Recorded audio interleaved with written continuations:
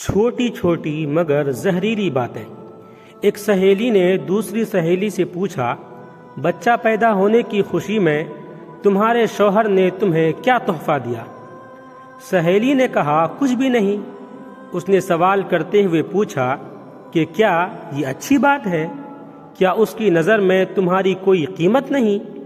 لفظوں کا یہ زہریلا بم گرا کر وہ سہیلی دوسری سہیلی کو اپنی فکر میں غلط پیچیدگیاں چھوڑ کر چلتی بنی۔ تھوڑی دیر بعد ظہر کے وقت اس کا شوہر گھر آیا اور بیوی کا منہ لٹکا ہوا پایا۔ پھر دونوں کا جھگڑا ہوا، ایک دوسرے کو لعنت بھیجی، مار پیٹ ہوئی، شوہر نے اسے طلاق دے دی۔ جانتے ہیں پورے پرابلم کی شروعات کہاں سے ہوئی؟ اس فضول جملے سے جو اس کی عیادت کرنے آئی سہیلی نے کہا تھا۔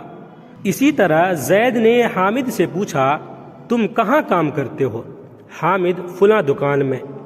ماہانہ کتنی تنخواہ دیتا ہے؟ حامد، 18,000 روپے۔ زید، 18,000 روپے؟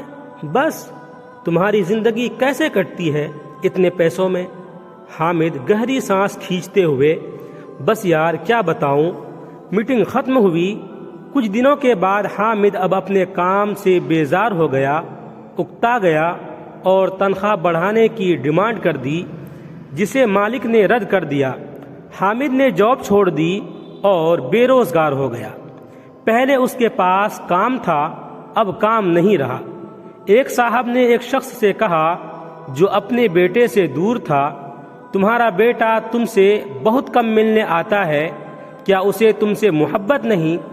باپ نے کہا، بیٹا مصروف رہتا ہے، اس کے کام کا شیڈول سخت ہے، اس کے بیوی بچے ہیں، اسے بہت کم وقت ملتا ہے۔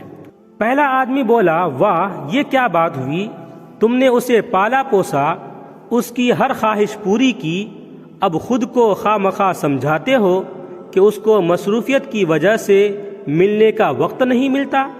یہ تو نہ ملنے کا بہانہ ہے۔ اس گفتگو کے بعد باپ کے دل میں بیٹے کے لیے خلش سی پیدا ہو گئی۔